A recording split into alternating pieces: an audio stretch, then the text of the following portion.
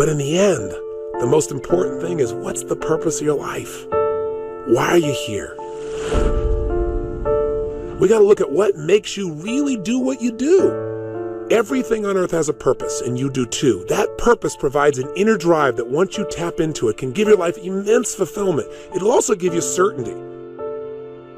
Because right now we're in a world that's changing so rapidly that virtually every time you turn around, you hear about something else that's changing. And I hear so much excitement, and I also hear so much fear about the pace of change. I mean, we've all talked about changes happening so rapidly now and paradigm shifts. All that stuff has become so overused at this point that we've become numb to it. But it's true. Never in the history of the world have things changed so rapidly. So you need to find something that's eternal inside of yourself.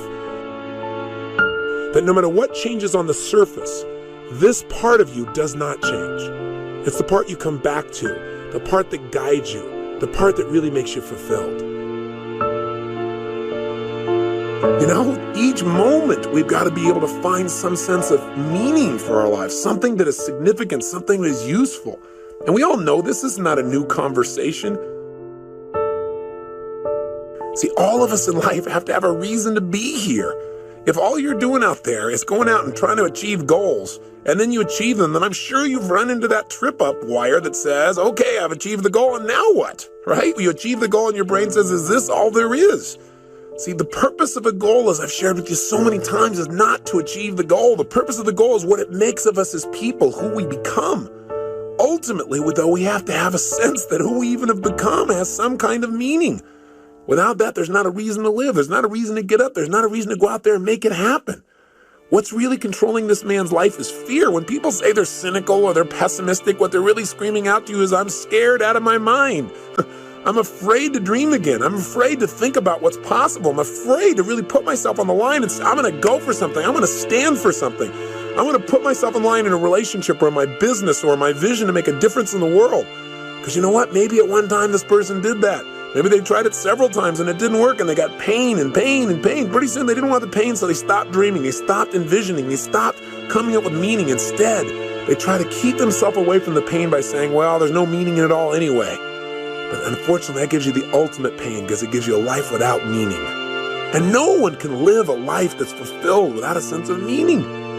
See, we've been put here for a reason. The question is why? And the answer, I think, is different for every one of us.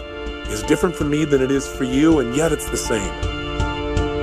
Every one of us has been put here. Every one of us is unique and different and special. And I believe our Creator, if I may use the word God, if I may, God has put you here for a reason. The question is, what is it?